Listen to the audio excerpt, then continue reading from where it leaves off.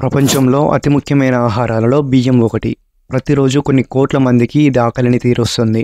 సగానికంటే ఎక్కువ మంది ఈ బియ్యాన్నే వివిధ రకాలుగా వండుకొని కడుపు నింపుకుంటారు. ఆకారం, పరిమాణం, రంగు, రుచి, వంట లక్షణాల ఆధారంగా 40,000 కంటే ఎక్కువ బియ్యం రకాలున్నాయి.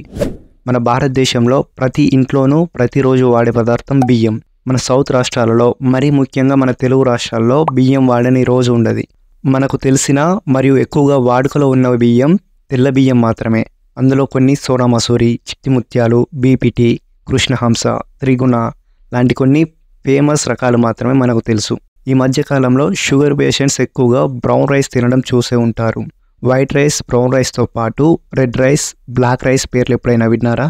వైట్ రైస్కి వీటికి డిఫరెన్స్ ఏంటి? వీటి ఉపయోగాలు ఏంటి? ధనికులు లేదా ఆరోగ్యంగా ఉండాలి అనుకునేవారు వీటి వెంట ఎందుకు ఎక్కువగా పడుతున్నారో ఇప్పుడు తెలుసుకుందాం.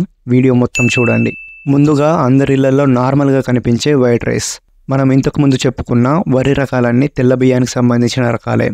బియ్యం గింజలపై ఉండే బ్రాన్ మరియు జెర్మ్ తొలగించి వీటిని పాలిష్ చేస్తారు. బ్రాన్ అంటే గింజపై ఉండే ఒక పొర, మన భాషలో చెప్పాలంటే తౌడు అంటాం. జెర్మ్ అంటే గింజను మంచిగా పరిశీలిస్తే కొన భాగంలో కొద్దిగా కట్ చేసినట్టు ఉంటుంది. ఆ భాగాన్ని జెర్మ్ లేదా మన తెలుగులో చెప్పాలంటే పిండం అని అంటాం. వీటిని తొలగించడం వల్ల బియ్యంలోని ఫైబర్, విటమిన్స్ లాంటి ముఖ్యమైన పోషకాలు పోతాయి. బియ్యాన్ని ఇలా పాలిష్ చేయడం వల్ల ఎక్కువ రోజులు నిల్వ ఉంచవచ్చు.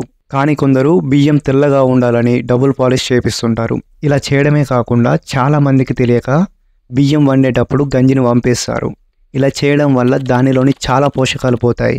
ఒక రకంగా చెప్పాలంటే పోషకాలు తీసేసిన పిప్పిని మాత్రమే వాళ్ళు తింటున్నట్టు. సో ఇక నుండైనా హైలీ పాలిష్డ్ బియ్యం తగ్గించి బియ్యం వంపకుండా వండడానికి ట్రై చేయండి. బియ్యంలో 70% పైగా కార్బోహైడ్రేట్లు ఉంటాయి. ఫైబర్, ప్రోటీన్స్, కొవ్వులు చాలా తక్కువగా ఉంటాయి. గ్లైసెమిక్ ఇండెక్స్ ఎక్కువగా ఉండడం వల్ల రక్తంలో చక్కెర స్థాయిలను త్వరగా పెంచుతుంది. కాబట్టి షుగర్ పేషెంట్స్ తెల్ల బియ్యాన్ని తక్కువగా తీసుకోవడం మంచిది. రెండవ రకం బ్రౌన్ రైస్. ఈ మధ్యకాలంలో దీని పేరు చాలానే వింటున్నాం. బ్రౌన్ రైస్ అనేది హోల్ గ్రెయిన్ రైస్, అంటే బియ్యం గింజలపై బ్రాన్ మరియు జెర్మ్ తీయకుండా ఉంచుతారు. తెల్ల బియ్యం లాగా దీనిని పాలిష్ చేయరు, కాబట్టి ఇది గోధుమ రంగులో ఉంటుంది. మన తెలుగు రాష్ట్రాల్లో దీనిని దంబుడు బియ్యం అనేవాళ్ళు. ఒకప్పుడు ఇలాంటి బియ్యం బాగా తినేవాళ్ళు. కానీ రైస్ మిల్స్ వచ్చి తెల్ల బియ్యం ట్రెండ్ అయ్యాక చాలామంది వీటిని తినడం తగ్గించారు. ఇప్పుడు ముఖ్యంగా డైట్లో ఉన్నవాళ్ళు, ఆరోగ్యంగా ఉండాలనుకునే వాళ్ళు దీన్ని బాగా వాడుతున్నారు. తెల్ల బియ్యం కంటే ఎక్కువ ఫైబర్, ముఖ్యంగా బి విటమిన్లు, మెగ్నీషియం, సెలేనియం వంటి ఖనిజ లవణాలు కలిగి ఉంటాయి. ఇవి జీర్ణశక్తిని పెంచుతాయి మరియు దీనిలో గ్లైసెమిక్ ఇండెక్స్ తక్కువగా ఉండడం వల్ల రక్తంలో చక్కెర స్థాయిలను నెమ్మదిగా పెంచుతుంది. రక్తంలో చక్కెర స్థాయిలను నియంత్రించడంలో సహాయపడతాయి. కొలెస్ట్రాల్ తగ్గించడంలో కూడా ఇవి ఉపయోగపడతాయి. కానీ ఇది తెల్ల బియ్యంతో పోలిస్తే ఉడకడానికి కొంచెం టైం ఎక్కువ తీసుకుంటుంది. కాబట్టి వండే ముందు కాసేపు నానబెట్టాలి.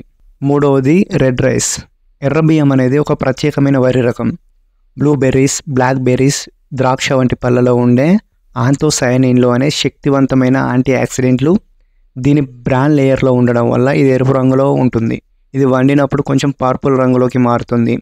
దీనిలో రక్తశాలి, మట్టా రైస్, పులక్కర్ రైస్ వంటి విభిన్న రకాలున్నాయి.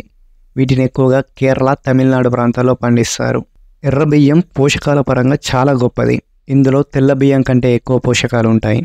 అధిక మొత్తంలో ఫైబర్ ఉంటుంది. ఇది జీర్ణక్రియకు సహాయపడుతుంది. ఆంథోసయానిన్లు, ఫ్లేవనాయిడ్స్, టోటల్ ఫినాల్స్ వంటి యాంటీ ఆక్సిడెంట్లు పుష్కలంగా ఉంటాయి. ఇవి తెల్ల బియ్యం కంటే 3 నుండి 4 రెట్లు ఎక్కువగా ఉంటాయి. Iron, zinc, manganese, magnesium, calcium, potassium, sodium వంటి ముఖ్యమైన ఖనిజాలు ఉంటాయి.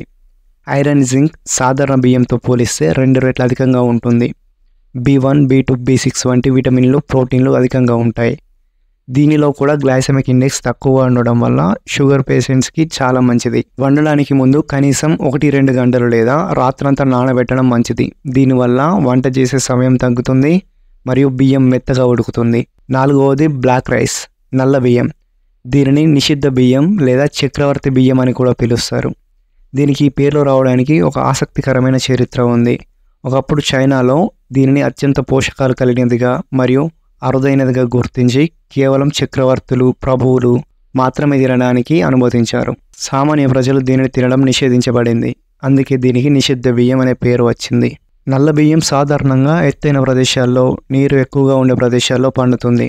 మన భారతదేశంలో ముఖ్యంగా ఈశాన్య రాష్ట్రాలైన మణిపూర్, అస్సాం, మేఘాలయ మరియు మిజోరాంలలో ఎక్కువగా పండుతుంది. మణిపూర్కు చెందిన చక్హావో అనే ఒక ప్రసిద్ధ నల్ల బియ్యం రకం. దీనిని మణిపూర్ బ్లాక్ రైస్ అని కూడా అంటారు. బ్లూబెర్రీస్, క్రాన్బెర్రీస్ వంటి వాటిలో ఉండే యాంథోసైనిన్లు అనే యాంటీ ఆక్సిడెంట్లు వీటిలో ఉండడం వల్ల వీటికి నలుపు రంగు వస్తుంది. ఇవి శరీర కణాలకు నష్టం కలిగించే ఫ్రీ రాడికల్స్ను తొలగించడంలో సహాయపడతాయి. దీనిలో కూడా ఎర్ర బియ్యంలో ఉన్నట్టుగానే చాలా పోషకాలు, విటమిన్స్, ఫైబర్ అధిక మోతాదులో ఉంటుంది. గ్లైసెమిక్ ఇండెక్స్ కూడా తక్కువగా ఉంటుంది. దీనిని కూడా వండడానికి ముందు కనీసం 1-2 గంటలు లేదా రాత్రంతా నానబెట్టడం చాలా ముఖ్యం. బియ్యం మన ప్రధాన ఆహారం అయినప్పటికీ కేవలం దానిపైన ఆధారపడడం వల్ల పోషకాహార లోపం వచ్చే అవకాశం ఉంది. Brown rice, black rice, red రైస్లలో ఎక్కువగా పోషకాలు ఉన్నాయని అదే పనిగా వాటిని తీసుకోవడం కూడా మన బాడీకి ఎఫెక్ట్ కావచ్చు. కాబట్టి ఏదైనా ఎక్కువగా తీసుకోకూడదు. వివిధ రకాల ఆహారాలను బ్యాలెన్స్గా తీసుకోవడం మంచిది. ఈ వీడియో మీకు నచ్చితే ఒక లైక్ చేసి ఇలాంటి మరెన్నో ఇన్ఫర్మేటివ్ వీడియోస్ కోసం మన ఛానల్ని సబ్స్క్రైబ్ చేసుకోండి.